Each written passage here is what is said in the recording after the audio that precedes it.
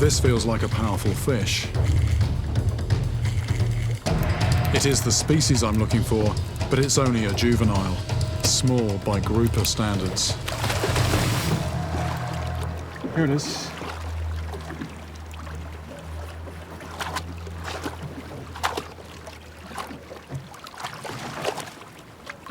I'm struggling with this fish a little bit. This is a small one. This is a small Queensland Grouper. What I want to try and do now is just look at the business end, because the thing about these, it's all about the mouth. Huge mouth. And what that does when that opens quickly, that creates an inrush of water. So it doesn't actually pounce on the prey. The prey just irresistibly gets sucked into that huge mouth. Normally I put fish back fairly carefully. This is a robust fish, also it's quite a high-sided boat. I'm just gonna stand up and drop it in the water, and I'm sure it'll swim off very happily. Oh. A warm-up act, should we say? No. The thing about joining these science trips is I get to learn my place in the food chain. The next task is to set the baits. We set each one about 1/4 of a mile from the last, and far enough away from the mothership not to spook the sharks. Each baited hook will be suspended 10 feet below a buoy.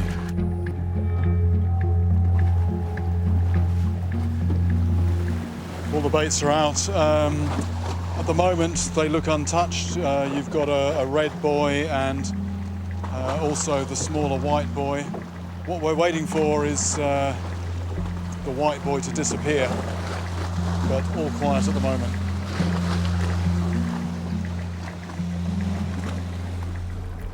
Then we get a sign that we're not alone. That's doing something, isn't it, Adam? What do you reckon? Oh, yep, there it goes, it's going under.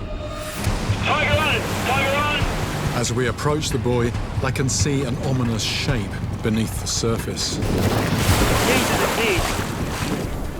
This is tiger shark, and this is a big one. Still got a bit of kick in it. The shark has a lot of energy left, and I struggle to keep control of it. It's 10 foot plus. We're talking 650, 700 pounds. This is a big animal. This is what's in these waters. So turn it over. The problem we've got at the moment is Adam's taken a bit of tissue. That involves some rather delicate surgery with a very sharp scalpel, and you've got an animal that could start thrashing at any moment.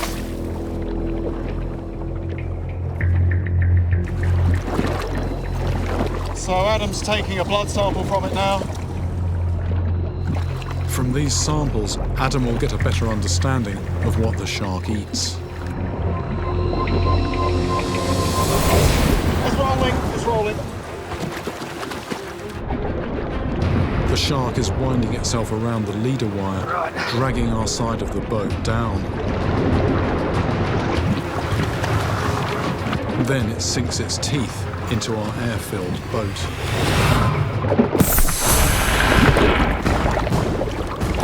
It's got a hole in it. It's got a hole. Well, the shark has punctured the boat. It's also wrapped in the leader. With the boat taking in water, we need to unwrap the shark from the leader, and fast. It's got to come over, that's it.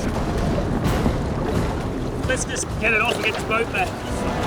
Okay, right, we've decided we're going to abandon any attempt to get any data from this. We've got the boat going down.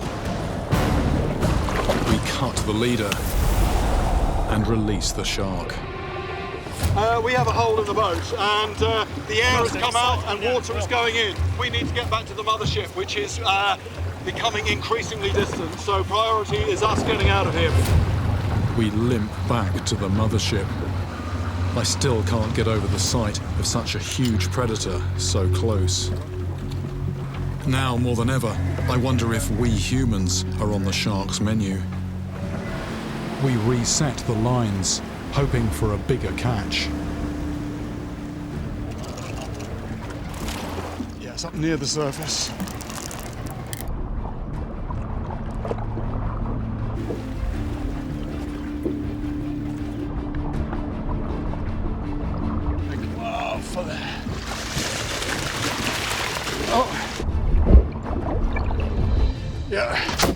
Right, what a fantastic looking fish. This is a fish that has many different names. They call it a dolphin fish, they call it a Mahi Mahi, they call it a Dorado. One thing that's very interesting about this fish is it has a very extensive range. It's found both in the Atlantic and also in the Pacific. And fast. Everything in this open water is fast. Sometimes to hunt, these are hunters, but sometimes to get away from hunters. So this is an impressive, strong fish, but certainly not capable of pulling anybody down from the surface. And I think to find something that might be able to do that, I'm going to have to try a different approach. I've never fished for congers before, but I've heard that they have a reputation for putting up a strong fight when hooked. So I'm eager to witness their aggression for myself. I'm in the town of Plymouth, and I've arranged to meet a man who's been fishing for conger for 35 years, so if anybody knows where to find them, he does. According to fisherman Malcolm Jones, conger eels haunt the shipwrecks and rocky ground of the deep sea. So he takes me out into the English Channel. It's already getting noticeably more bumpy as we come out past the breakwater into the open sea. This is going to make fishing pretty challenging. On the way out, we stop to catch some mackerel for bait. Oh, here we go. Here we go. Malcolm prepares a special rig to entice the congers out from their lairs. So the idea is the current sort of just moves that around, and that's going to give lots of nice scent trail, isn't it? £1.5 of lead going on. This is my first time fishing for conger eels, and I'm not sure what to expect. But detecting and reacting to a bite in these bumpy conditions is going to take concentration and precision timing.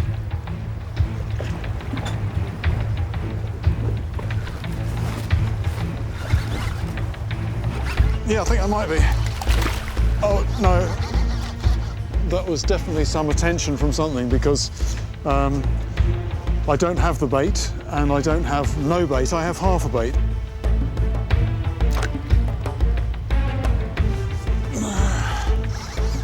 Again, the bait's been mutilated. Oh, shit. Ah! Came off. That was on about halfway up to the boat, and then it was off. Came off the hook. Malcolm says it is congers that are biting, but so far they're outwitting me. They are going for the bait, but they continue to leave me empty-handed. Oh.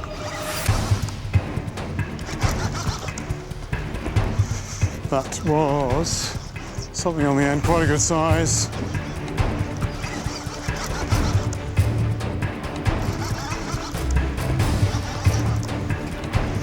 It's a ling. You can swing it in. That's a nice fish, though. Yeah. Okay, this is a long fish, but it's not the length that we want. This is actually, it's not a conger. This is a ling. Quite a predatory beast. If it opens his mouth, you'll see the teeth in there. There we go.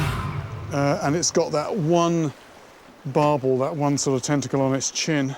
So a bit of excitement. So the fish are moving down there, but so far not yet the congers. Right, just having a good look at the gear I'm going to be using. It's scaled up a little bit from what I was using on the flats, but you can't go ridiculously heavy, because in clear water, fish with good eyesight, they can see sort of, wire cable. It has to be quite delicate. And what we're going to try and do, because there's lots of sharp bits of metal down on the wreck, what we're going to try and do is bring the fish up off the wreck, and then once they're hooked, don't let them get back down.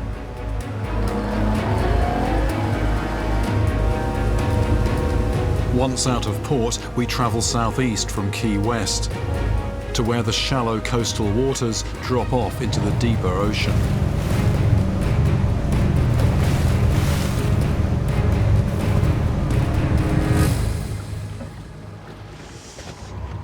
Well, we're here. This is the wreck. Not that you would know it.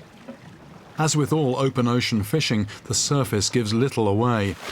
Without Brad, I would never have known that a 500-foot wreck is only 40 feet below me. While diving on the Spiegel Grove, I saw Barracuda hanging out above the wreck, so I'm trying to position my bait there. My goal is to hook one large enough to knock someone into the ocean and break bones. There we go, something there. This time, I can picture what's happening under the surface. Within seconds, something's running with my bait, and it feels big. Yes, yes, yes, yes, yes. Where is it? Where's it? Where's the line? Where's the line? There it is, there it is, there it is. There's the fish.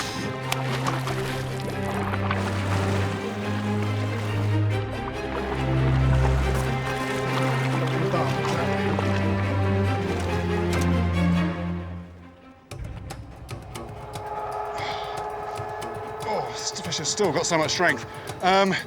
First cast straight away on this deep wreck, so it just goes to show more water over their heads, just how much more confident they are. Those teeth are just unbelievable. I'm very careful to stay clear of this fish's jaws. Nice size fish, but I think what I really want to do is get this back. I'm after a big one. Get this back, get another bait out, see if we can get one that might even have this one for dinner. Size matters.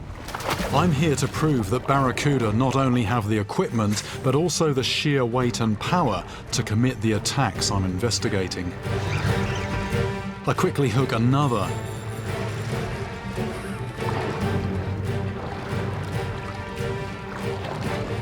And another, even bigger. You know, everything stabs and everything cuts. If you're on the receiving end of that, very, very bad news. Octopus are incredibly intelligent. If I'm to stand a chance of seeing one, I'll have to go down into a blue hole myself.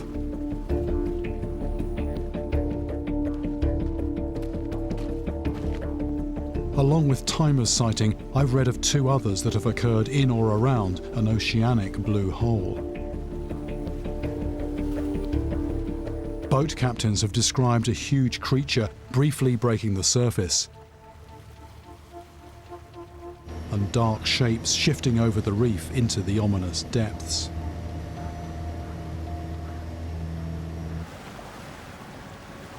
Timer is going to take me out to the spot where he says he saw the Lusker. I'm going to drop a line in to see what might bite. We've come to beyond the drop-off. We're in about 6,000 feet of water here. We're about a mile deep. This is deep blue water. Right, so it's the bait rigged. A little sort of plastic skirt on the nose there. That will stop it spinning, stop it breaking up, and just give a bit of added attraction. Right, and the one other thing is to put this on. I don't really want that sticking in my stomach.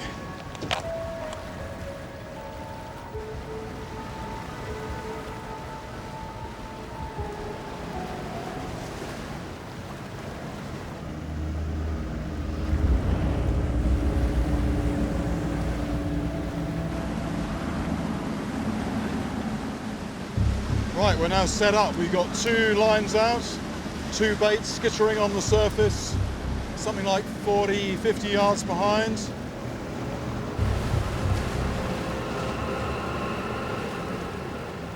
Something soon takes the bait.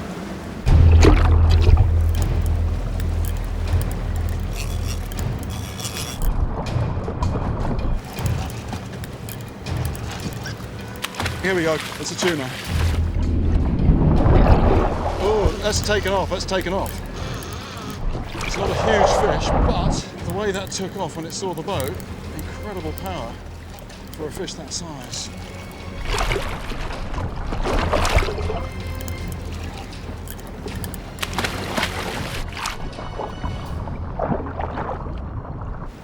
So, yellowfin tuna.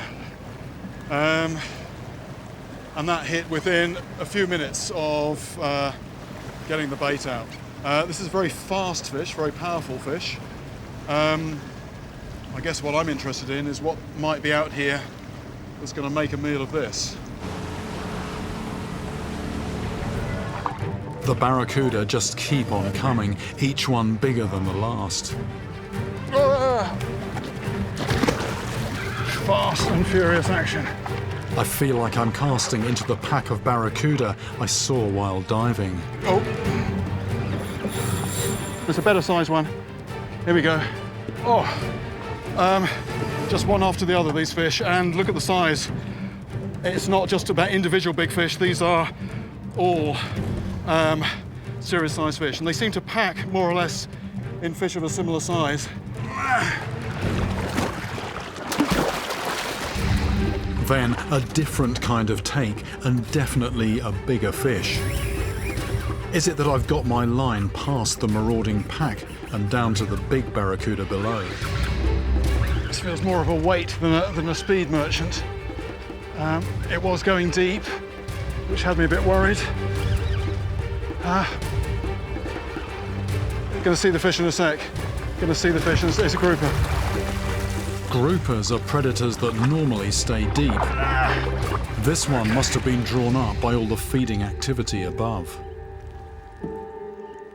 Accidental catch, wasn't after these, but it just goes to show how many predators hang around a wreck like this. They suck in and engulf prey just by opening that massive mouth. For a moment I thought it was a very sizable barracuda. Then something nearly pulls the rod out of my hands. This one feels bigger still. Could it finally be the big barracuda that's been eluding me? This feels like a good-sized fish. I'm guessing it's about 30 foot down.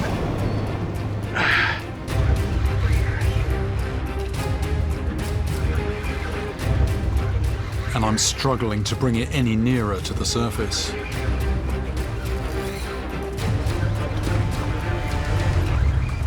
Oh, it's still hanging. You can see the leader, so there's the fish. There's the fish. There it is. It's the proof I needed to see with my own eyes. A huge barracuda.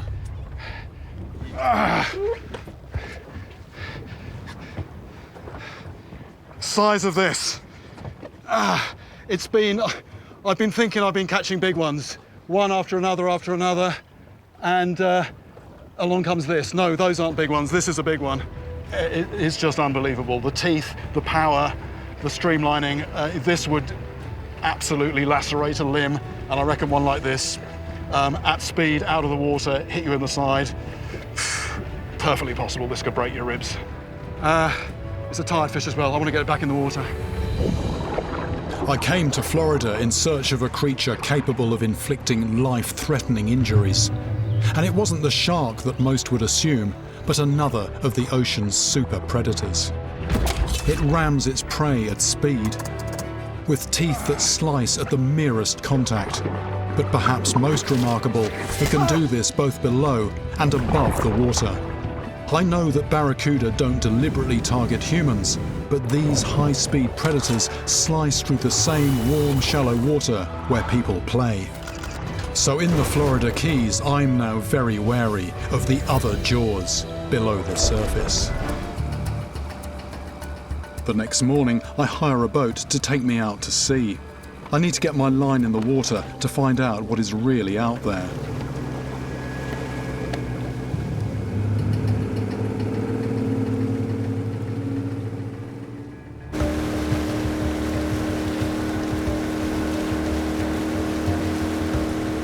As we approach the deep water, I spot signs of life. There's dolphins coming in towards the boat. That's a sign that these are really rich waters. I mean, they would not be here, if there wasn't food for them to feed on. Dolphins have been known to attack humans, but they don't usually leave any external wounds, and certainly not the unusual marks I've heard about. Some big old sea lions on this rock here. Now, they might look a little bit cuddly and comical out of water, but they are actually very efficient predators. They've basically got teeth rather like a dog. But like sharks and dolphins, sea lions would leave very distinctive marks. You would absolutely know what was responsible. I rule them off my suspect list too. But the fact remains, fishermen here have been attacked by something that lives beneath the surface.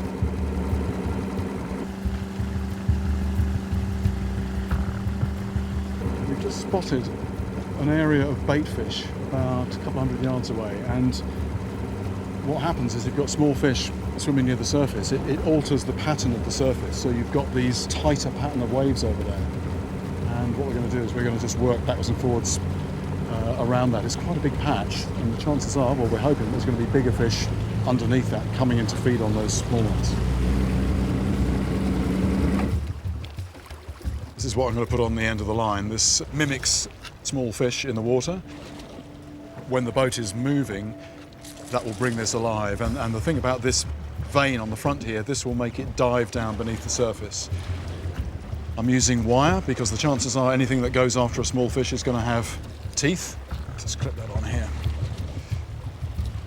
Basically in the sea, there's not a lot of trees and things for fish to sort of swim into and get tangled up. So I've got lots of line on here. Anything large could take off a lot of line. If the worst comes to the worst, we follow it in the boat. So although it might not look like it, this gear here is actually capable of bringing in something weighing a few hundred pounds. There you go, that's ready to go.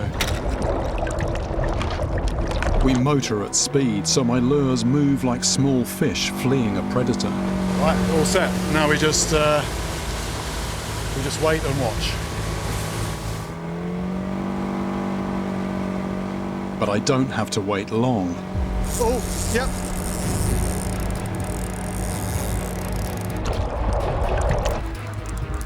So lift, wind down, lift, wind down.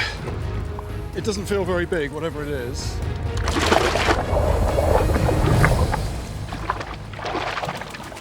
This isn't a fish that's capable of attacking a human, but it's a promising sign.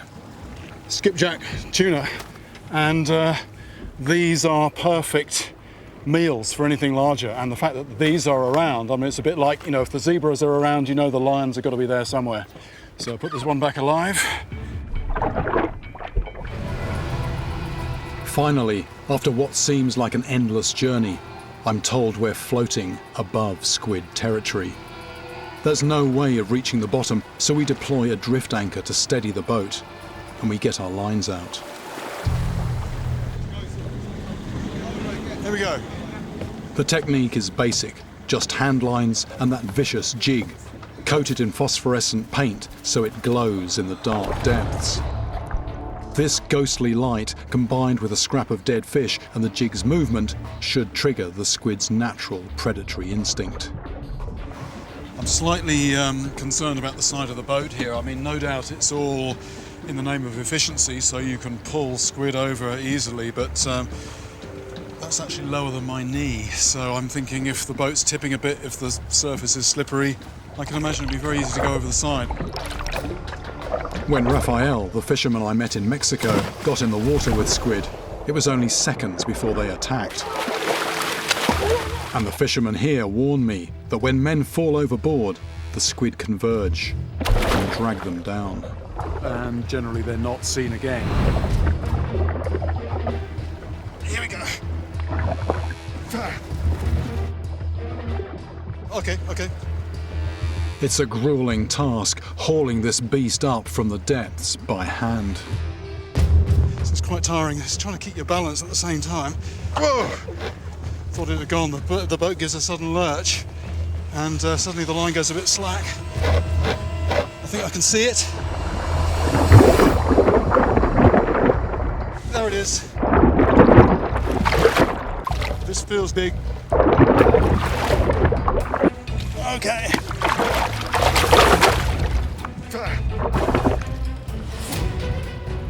The writhing predator fires ink as a defense mechanism.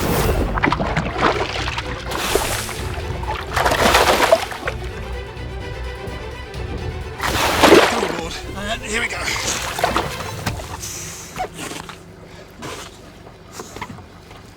It's just flashing different colours here. Out of the water, this squid's colour flashes from a devil-like red to inky black. So this is the beast.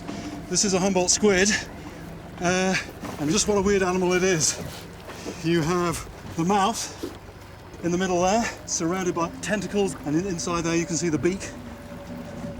I have no doubt this is what caused the scar on Raphael's shoulder, and is the brutal weapon behind the other unusual wounds I heard about.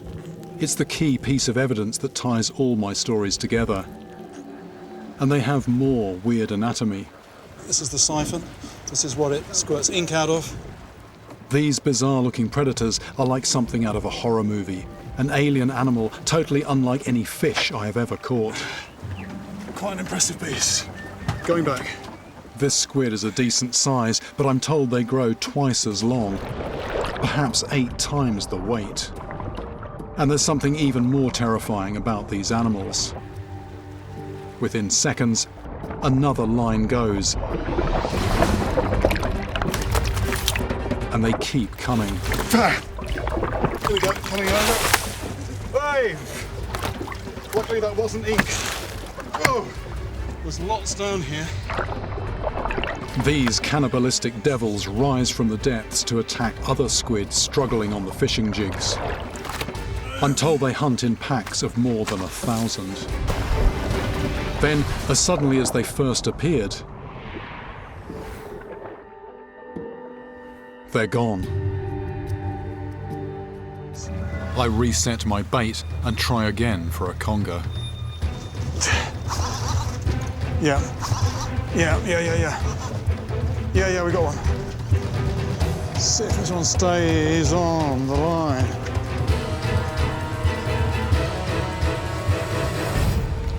Here we go, that's conger. Yeah, you got one. Fantastic.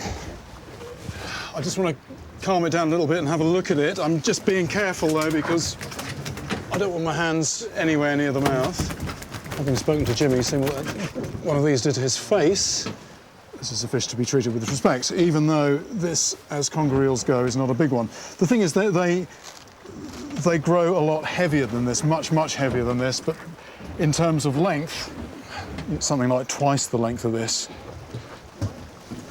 Right, here we go. Back you go. Well, swam off pretty strongly. Different fish have a different amount of tolerance to spending time out of the water. Some fish you've got to be really quick with. Congers are quite tough, and that was just straight off, back down to the bottom. Nice to see. I'm rapidly finding out that in this heat, it's all too easy to lose your head. I now know there are big fish down there, but any element of surprise I might have had is gone. It's almost like a thief triggering the alarm system. I decide to change up my tactics. It's actually gone very quiet. There's not a lot of interest, well, no interest in the bait, and I'm just thinking, particularly in this water clarity, there have to be fish down there that are aware of it. What I might do, instead of having the bait just hanging around in the target zone, I might just crank it a few feet up just to give the impression of something trying to get out of the danger zone. That could trigger something.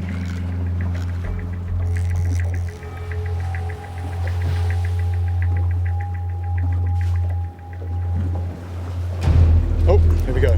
That's something on there. There's a massive hit on my bait. I can hear the line straining under the tension. Ah, that's a bad sound.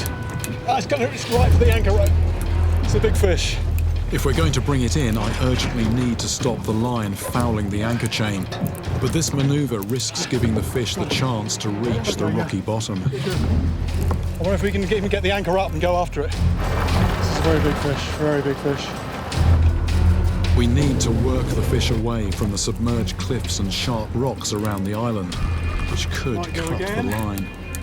And if you can shout out the depth as well, would be great. 5 feet. Great, thank you. Now we have it in more open water. We stand a chance of landing it. Then it makes a powerful surge for the bottom. It's going again, I can't believe. You feel you're getting the upper hand. Oh, still haven't even glimpsed it. Heart in mouth. The fish is tiring, it's coming in. So this is when it's time to be careful. We're well clear of the island. We should be well clear of structure. And it's coming up again. Going to see it any moment. I can see it now. There it is. I don't want to take any chances. In this case, the gaff hook is necessary to hold it securely. Otherwise, we could still lose it. This is way too big to bring on board. I want to have a closer look at it, and there's a rock ledge. We're going to try and get it on there. Here's a bit better. It's actually clamping down slightly. That's biting my hand, and it hurts. It hurts. Oh no, it's on a hook. I'm actually caught on a hook. This could be dangerous, sorry. I'm actually attached by a hook to this fish, which is not a good scenario. There's a hook. Just cut it there, where my finger is.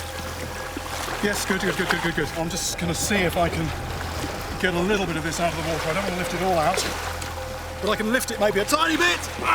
That's about as much as I can lift out of the water. Oh. This grouper is comfortably 6 feet long, and I estimate close to 300 pounds. There is the mouth. I think I could probably get my head in there if I was so inclined, but I'm not so inclined. That is the last thing that a lot of small fish and not so small fish see. Whether this would actually take a living person in the water, I don't think so. That's not their behaviour. They lurk down pretty deep normally, but they're going for fish. But if there was a corpse on the bottom, this could absolutely seize the head and dismember it. There's somebody's hook here I'm just going to take out. I removed several hooks and line from old battles. For many other anglers, this was the fish that got away. Incredible as it is to see this fish up close, I can't keep it at the surface for long. Its home is the deep. This is a powerful and intimidating fish, but I don't believe that this is the active killer that would have the instinct to attack a human at the surface. Great whites, hammerheads and makos are all native to these waters.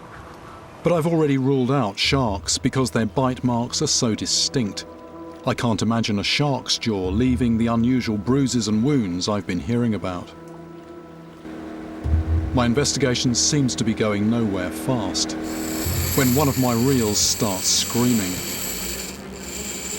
Yep, go. Get it. Oh, wait. No slack.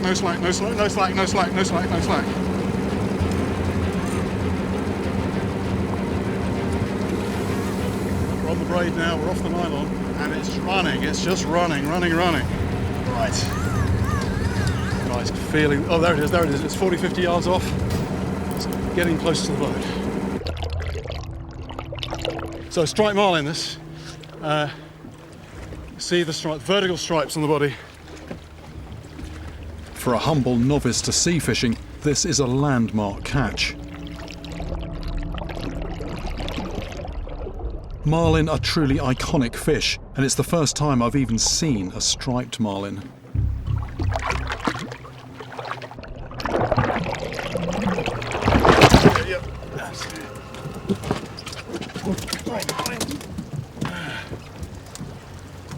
So, right, we've got very little time. We've got to get this back in the water quickly, but this is a striped marlin. You can see the stripes, not so clearly now, vertically on the body. But, you know, this thing, everything tells you it's just built for speed. With a body as streamlined as a spaceship, the marlin is one of the fastest fish in the ocean, reaching speeds of up to 50 miles an hour. It has a distinctive sword-like bill that can grow to more than 3 feet in length and is twice as tough as human bone. This super strong bill is used for hunting. When a marlin attacks a shoal of fish, this weapon stuns the prey. Look at those eyes. Those are big eyes. One very interesting thing about this fish is fish are cold-blooded, but this particular fish, it has heating for its eyes. A specially adapted muscle provides heat energy to the eye and enables the marlin to capture light more quickly. Like a high-speed camera, this super-powered vision turns a blur of fast-moving prey into a clear target. Time to go back. Okay. These natural-born killers are precision marksmen, perfectly adapted to the fast pace of the ocean. Marlin. That is a big predatory fish. Fishermen pulling in big marlin have been speared by that lethal bill.